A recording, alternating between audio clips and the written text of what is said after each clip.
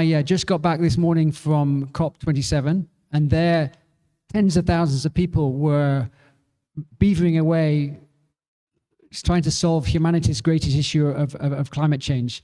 And because this affects the youth, I think it's really, really important that we try and galvanize the youth, because it's going to affect them and their future. So let's hope we can move the needle of understanding of how to get the youth to be more entrepreneurial. 1 year ago, Carl, who is on the panel, he made the point that if you're going to be an entrepreneur, you have to do something in sustainability. He also commented about COP27 that there's no silver bullet. So anyway, let's talk about these whole issues today. And I want to thank Dr. Adil, and I want to thank Citizen School for this magnificent platform. I pass the word to Dr. Adil.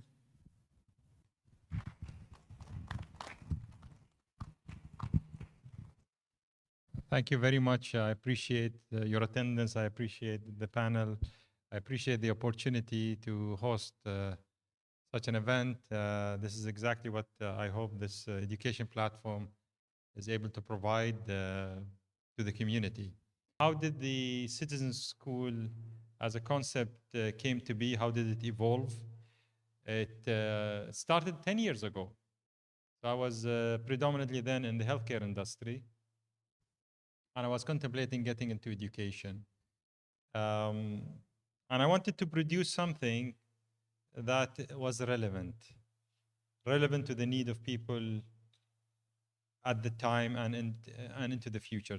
We did this as a family in few sectors inclusive of healthcare. So we were quite specialized. We introduced a lot of services into society that were missing. So for example, we introduced long-term healthcare facilities, the first operator in the region. We introduced rehab setups en masse. We ventured into fertility, and we ventured into home nursing. So following trends, leading on trends. So when it came to education, it took me a couple of years roaming around, trying to figure out what's missing, what's needed.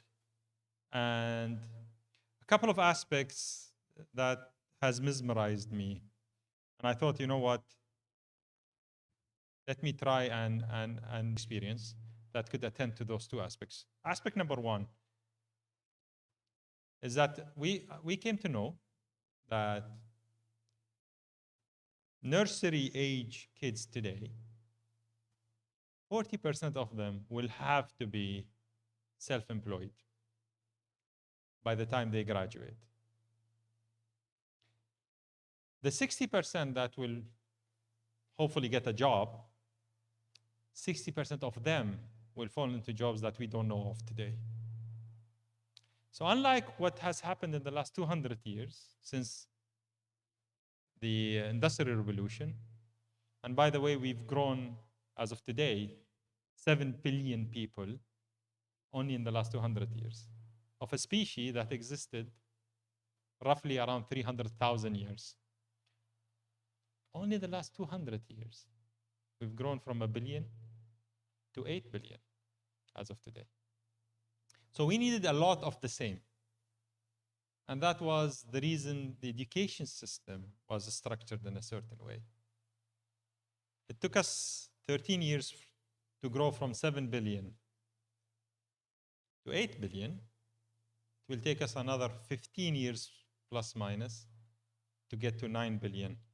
But the shocking news is that we'll stagnate at around 9.3. And then we will decline massively. What happens when human population declines?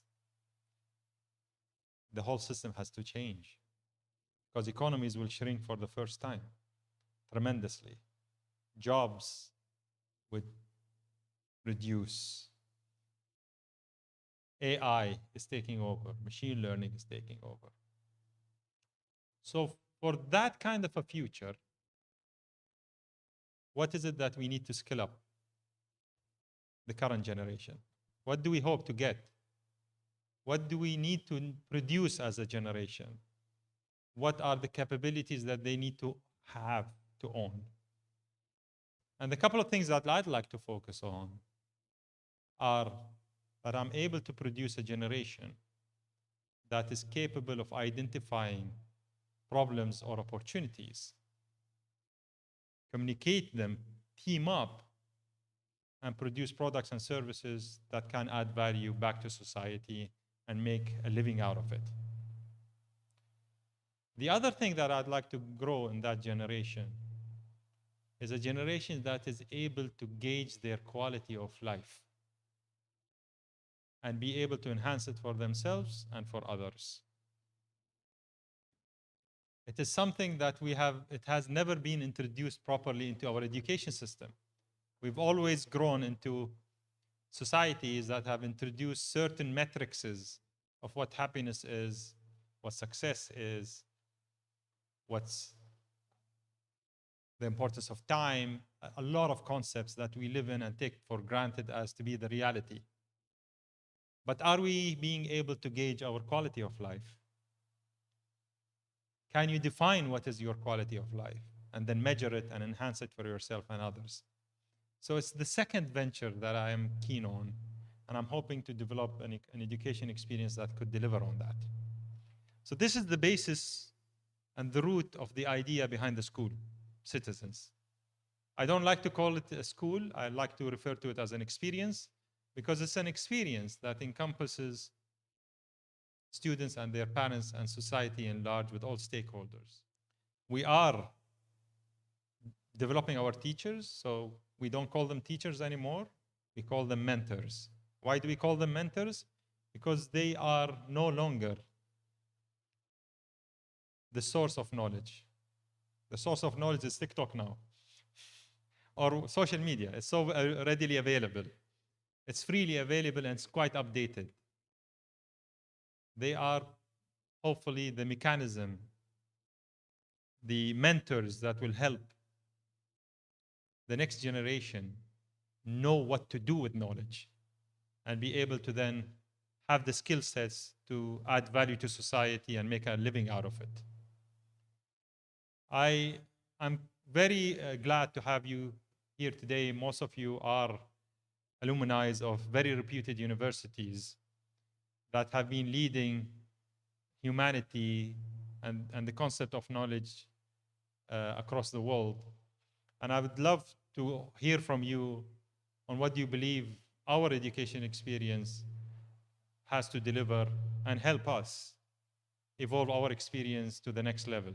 And if you believe in this vision and you believe that this is a problem that you'd like to also help solve, we are all arms open to accommodate your thoughts and hopefully take this experience to the next level and help ourselves and our communities live a more balanced, better well-being and a good lifestyle down in the future. So thank you very much for giving me the space and accommodating Citizens School and this event in your calendars. Thank you very much.